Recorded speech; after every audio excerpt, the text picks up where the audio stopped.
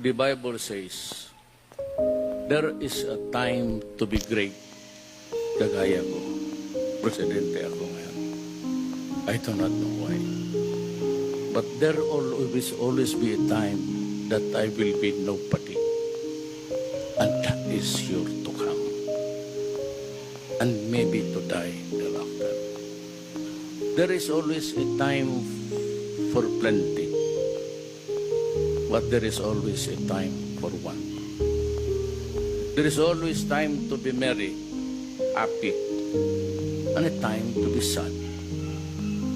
A time to be healthy, strong, kung bata ka pa.